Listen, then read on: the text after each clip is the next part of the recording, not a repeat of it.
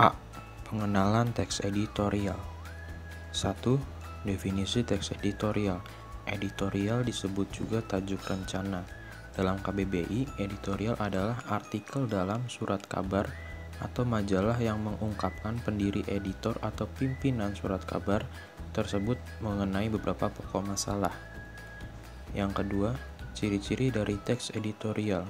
Berisi opini redaksi yang sedang hangat diperbincangkan, berisi tentang ulasan suatu masalah yang dimuat, biasanya berskala nasional, menggunakan kalimat singkat, padat dan jelas, dan lain-lain. 3. Sifat-sifat teks editorial. Yang pertama, krusial dan ditulis secara berkala tergantung dari jenis terbitan media. Kedua, isinya menyikapi situasi yang berkembang dalam masyarakat luas, baik aspek sosial, politik, ekonomi, kebudayaan, hukum, pemerintahan maupun olahraga. Yang keempat, memiliki karakter atau konsistensi teratur kepada para pembaca terkait sikap media massa yang menulis tajuk rencana. Keempat, terkait dengan kebijakan media bersangkutan. Pada bagian B, kita akan menjelaskan tentang informasi dalam teks editorial. Yang pertama akan kita bahas adalah jenis-jenis teks editorial. Jenis-jenisnya ada 3, yaitu interpretatif editorial. Jenis editorial yang ditulis dengan misi utama untuk menjelaskan isu-isu yang dipertaruhkan oleh fakta dan figur untuk memberikan penerangan dan pengetahuan. Yang kedua ada kontroversial editorial, yaitu jenis editorial yang dikemas dengan misi tertentu atau mandat untuk menyebarkan sudut pandang tertentu. Yang ketiga itu ada explanatory editorial, yaitu jenis editorial yang hanya menyajikan masalah untuk dinilai oleh pembaca.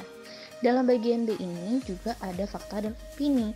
Fakta dan opini ini memiliki arti yang berbeda, yaitu fakta adalah perihal, keadaan, atau peristiwa yang merupakan kenyataan dan sesuatu yang benar-benar terjadi. Biasanya di fakta ini memuat dari tanggal, bulan, atau waktu dan tempat kejadian tersebut. Selanjutnya itu ada opini. Opini itu adalah pernyataan subjektif yang berasal dari sikap seseorang atau interpretasi fakta yang didapatkan. Nah, biasanya pendapat atau opini redaksi dalam teks editorial itu dapat berupa penilaian, kritik, atau prediksi, yaitu dugaan yang berdasarkan fakta empiris. Nah, selanjutnya itu ada pada bagian C, yaitu ragam informasi dalam teks editorial. Pertama-tama, ada isu aktual dalam media informasi. Nah, di sini penulis teks editorial akan memulainya dengan cara mendata-data peristiwa yang berkembang dalam masyarakat. Peristiwa-peristiwa tersebut itu berupa peristiwa pendidikan, hukum, politik, sosial budaya, dan lain-lainnya. Yang kedua, itu ada pendapat, argumen, dan saran dalam teks editorial. Langkah-langkah menyampaikan argumen atau pendapat dalam teks editorial adalah sebagai berikut. Yang pertama, berpikir kritis dan logis. Yang kedua, menjauhkan emosi dan subjektivitas. Yang ketiga, mampu memilih fakta yang sesuai dengan tujuan sehingga dapat ditarik kesimpulan yang sulit dibantah. Nah, unsur-unsur yang harus diperhatikan dalam menyampaikan argumen adalah sebagai berikut. Argumen yang dikemukakan harus berhubungan dengan masalah yang dibicarakan. Lalu, argumen dapat mempercepat pemahaman masalah, penemuan sebab dan akibat, serta pemecahan masalahnya. Bagian D, struktur dan kebahasaan teks editorial.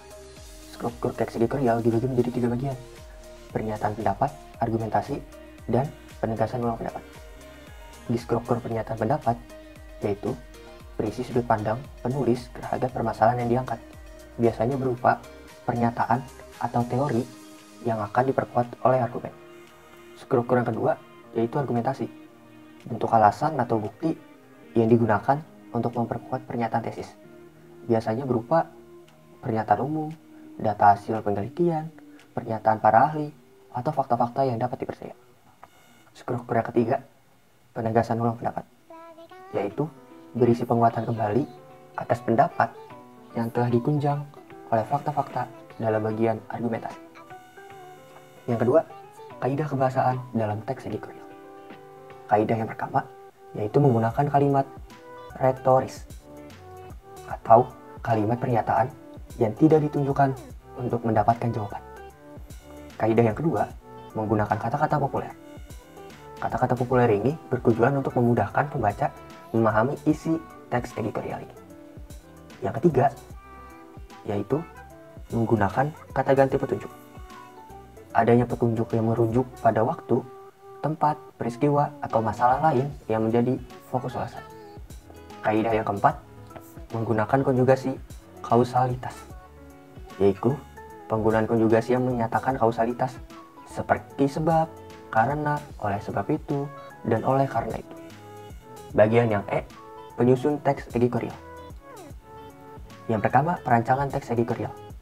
Di dalam teks editorial atau kajian rencana, unsur kebahasaan analisis harus menonjol. Penulis harus memprioritaskan suatu masalah yang sedang berkembang. Teks editorial diharapkan dapat dijadikan acuan pemecahan masalah oleh pihak-pihak yang terlibat dalam permasalahan yang disorot. Yang kedua, penyuntingan teks editorial. Unsur-unsur penting yang perlu diperhatikan pada saat melakukan kegiatan penyuntingan yaitu: yang pertama, ketepatan penulisan huruf, kata, lambang bilangan, serta ketepatan tanda baca.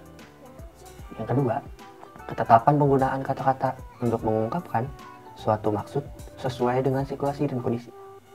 Yang ketiga, keefektifan kalimat untuk mewakili gagasan atau perasaan penulis yang ingin disampaikan kepada pembaca. Yang keempat, struktur baik kalimat harus mengandung unsur SP. Yang kelima, keterpaduan paragraf yang terdiri atas gagasan yang utuh dan paparan paragraf yang lengkap. Sekian presentasi dari kami. Terima kasih.